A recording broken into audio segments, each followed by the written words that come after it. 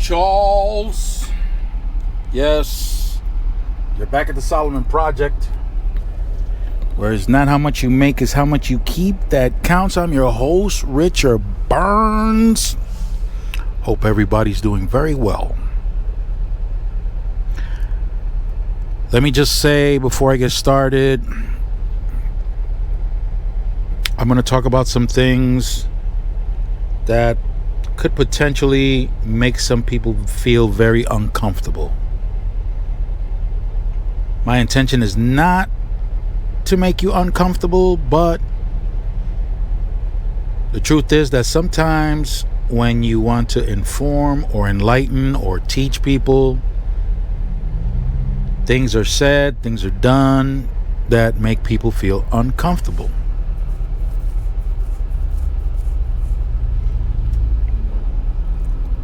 I'm going to start off with this one about the shooting of the CEO of United Healthcare. They haven't caught the they didn't catch the shooter yet.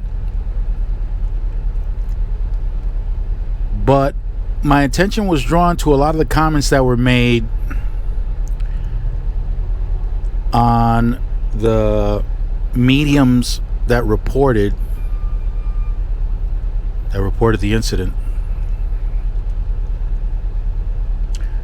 Those comments were harsh. Really, really harsh. Zero sympathy for this guy, the CEO of United Healthcare. Zero sympathy. Within the comments, people are speculating that perhaps this is one of many, many people who did not get the necessary medical services because United Healthcare rejected the coverage for that service. By the way, we're in Hotlanta. We're leaving Hotlanta. We're hopping on I-20. And we're going to be crossing Mississippi and Alabama. Shout out to the professor. Shout out to Double D, DeAndre Dobbs. I don't know who else lives in Alabama or Mississippi. My apologies. But if you live in any of those two states, shout out to you too. Now to go back to that report about the CEO of United Healthcare that was unalived by a gunman.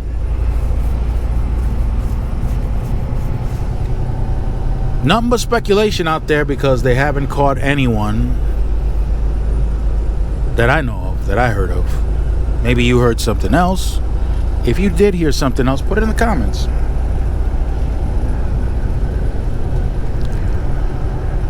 But there were a lot of angry people making comments to those different sources of media. Unbelievable. Something like 30% of people who pay into United Healthcare get rejected for some very important procedures. Also, the technology that they use, I think it's AI, has a 90% rate for classifying someone as not being qualified for certain procedures. So it could be a parent, it could be a brother, a sister, someone, a grandparent, or it could be someone who had a loved one at a hospital who might have gotten very seriously hurt or might have been unalive just because they got caught up in that 30% rejection rate.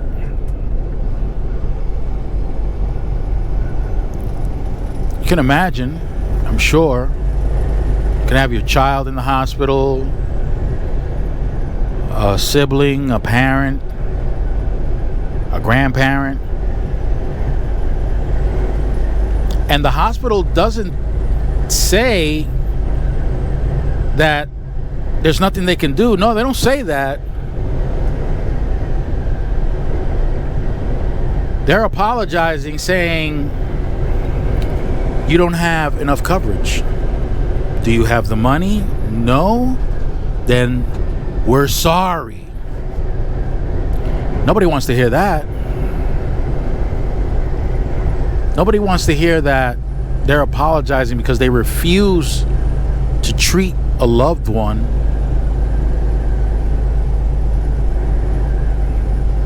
so it's quite possible that the person who did the shooting went through a situation like that.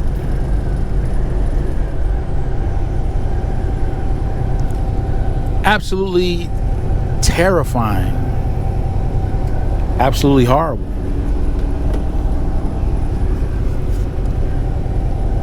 There are other developed countries, Europe and Asia, that have healthcare systems that will not reject your loved one because their coverage is superior to ours.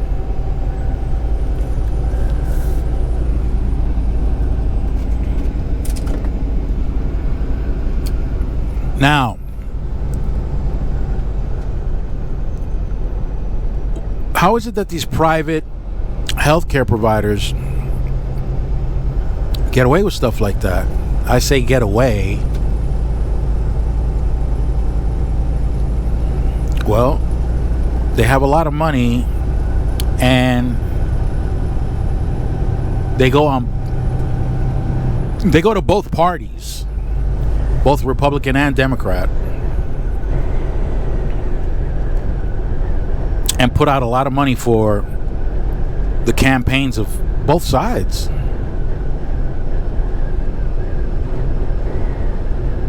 So that they can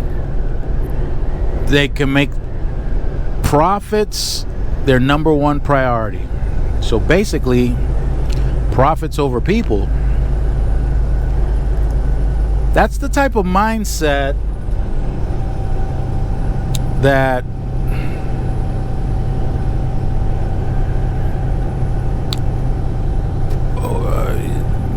oh my goodness. Right now, my brain is not functioning. The Odium hasn't kicked in yet, folks. I got my recommended daily overdose of Odium, but it hasn't kicked in yet. I'm sipping away, but it's not in the bloodstream yet. I'm talking about transactional individuals. They're the ones that are more than happy to take that approach. Profits over people. You can still make a profit. You can still make a fortune without having to go that route and hurt people or allow people to just unnecessarily wither away. There's no need for that. But when you have those types of individuals in positions where they make decisions like that, the outcome is not good. And I think it's maybe someone just lost it. That's it. I don't care what the consequences are. I can't believe they refused to treat my loved one. I can't believe it. Having the resources to be able to do it, and they said no. because of my coverage. Well, we'll see about that. That's just me speculating. And I'm not the only one speculating like that. Because in the comments, there were plenty of people that were speculating like that. Now let's go to part 2. Part 2 occurred in my home. While I was home for Thanksgiving, I spent some quality time with everybody in my household, including the ladybugs that come in and out of my house whenever they feel like it. Yeah, I got ladybugs hanging out. That's supposed to be a good thing. Tell you what though,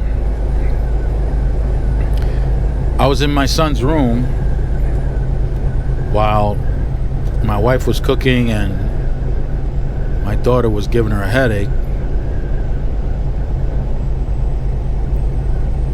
I'm in my son's room and he's practicing with his guitar. He's strumming away. He's 12 years old.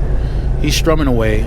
Jing, jing, jing, jing, jing, jing, jing, jing. You know, going over the different chord progressions, different chords, the transition from one chord to another. He's doing his thing. So while he's doing his thing, while he's concentrating on his thing, I take some time to concentrate on my thing.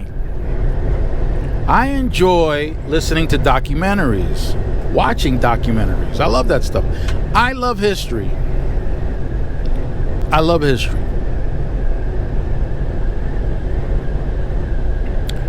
So he takes a break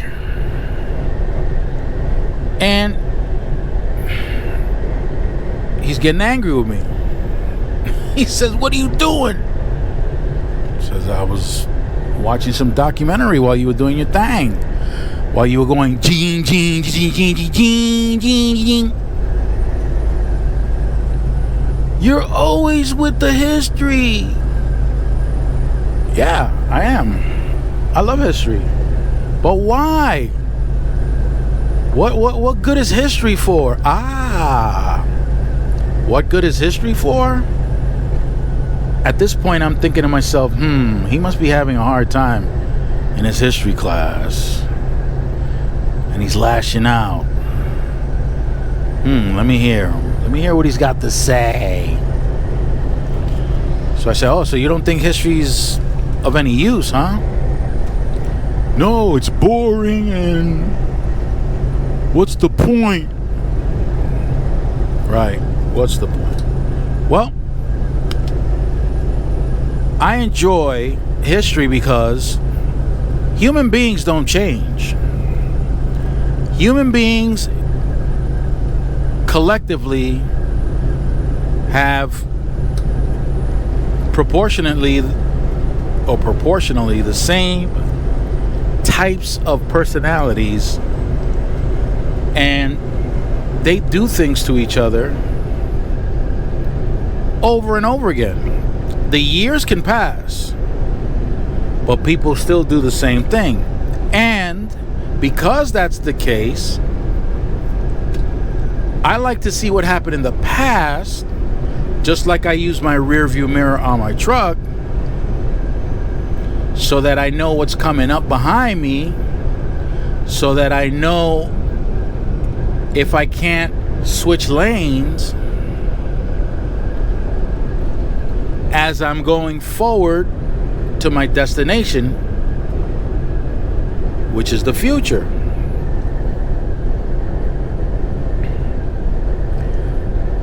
And with history, you get a general idea as to what can potentially happen if certain patterns reoccur. And then I told him, listen, there were people that voted for a convicted felon. We're talking about a criminal. We're talking about somebody that was convicted. We're talking about somebody that was in court and there was an opportunity for the prosecutors to pick and choose 6 people that they wanted on a jury, while the defense attorney got to pick 6 people for themselves to be on the jury. So now it's pretty much half and half if these people weren't neutral as they said they were, just in case. And it's these 12 people that make the decision whether guilty or not. And these 12 people came back and said, guilty.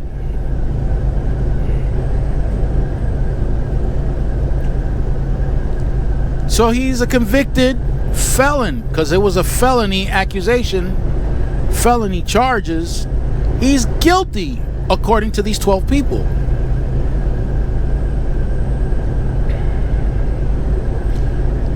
So he is now, after they said that, he's now considered a criminal, a felon.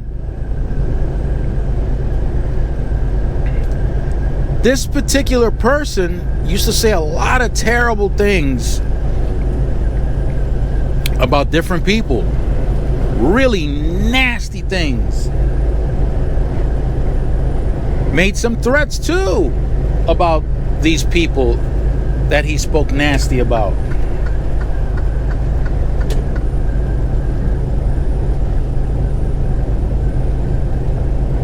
Now the people that he spoke nasty about, some of them actually supported him.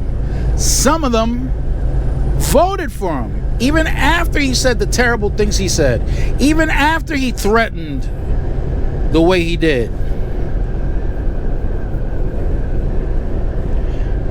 Some of those people that voted and supported him, that had been threatened, that had been spoken terribly about, some of those people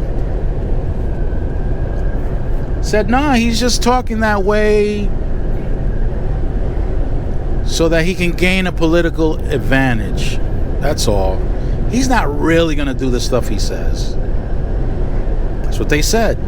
Or something similar to that. They said something similar to that.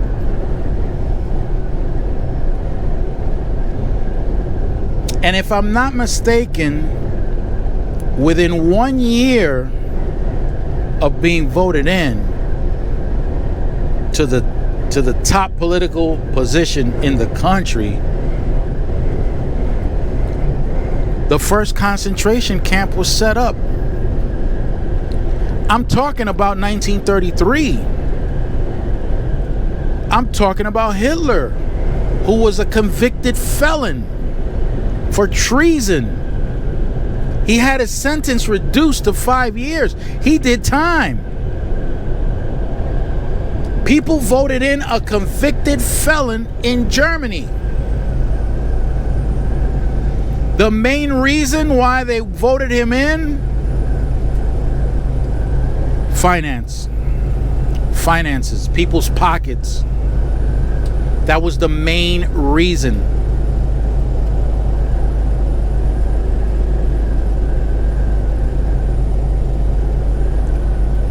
They were under the impression that this was the guy that was going to improve their situation economically. Let's overlook all the stuff he said. Let's overlook all the threats he made. German Jews said that. He's not going to do any of that stuff. And if you know anything about history, what occurred in different countries in Europe during the Nazi regime in Germany, then you already know that things went really bad. It went really bad for the same people that said, nah, he's just saying that. And not just them. It went bad for other groups too.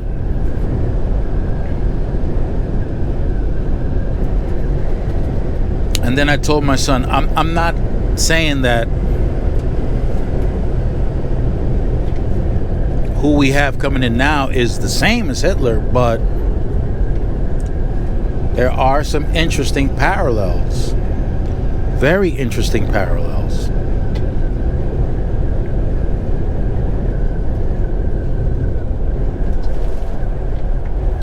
So maybe some changes are going to be necessary. Maybe you can't express yourself the way you're accustomed to expressing yourself.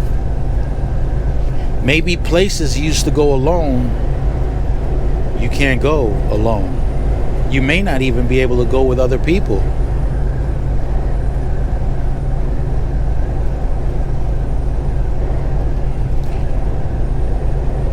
Maybe you'll be stopped more often than before, and you'll be asked for ID more often.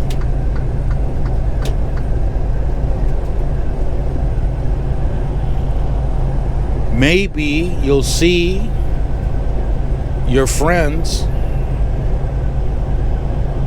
after coming out of the hospital after getting a severe beatdown from law enforcers. You might get a beatdown from law enforcers, and not for anything you did wrong.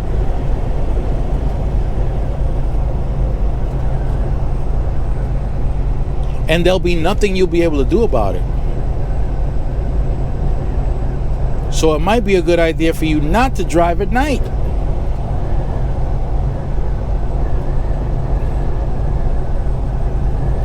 Maybe there are other changes that'll be taking place.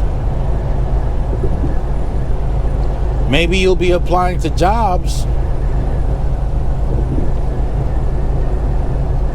and you look around and you notice that people are being categorized and not for the skills that they have. And they're being put in positions where some are making more money than others, and it has nothing to do with qualifications.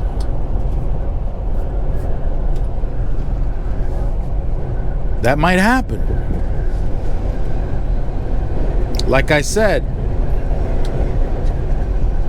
when you study history, you realize that there are patterns. And with those patterns,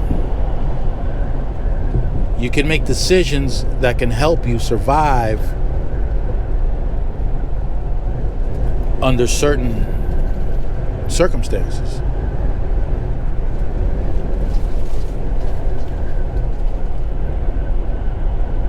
So history's not so bad.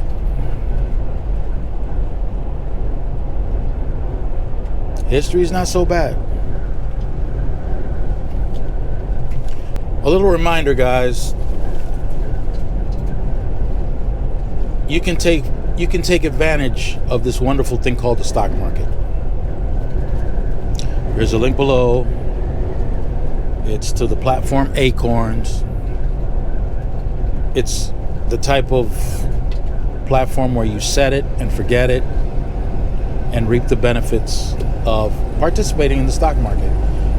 You don't have to pick stocks. You don't have to really do much of anything. For example, when I opened one up, I made sure that I selected the most aggressive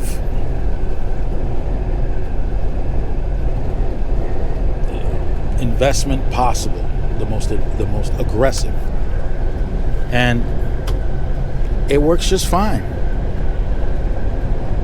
It works just fine. It's way better than doing nothing. Way better. They offer you a debit card. Every now and then I transfer money into the debit card.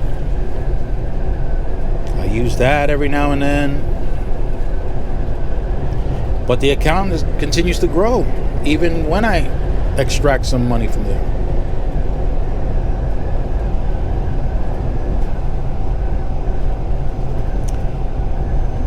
So, folks, please don't forget I'm on Spotify. So stay fresh and keep it profitable. Love, peace, and hair grease, y'all.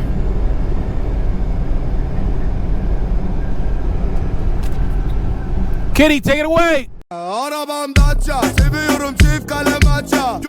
Göremedi kimseden fayda. İşler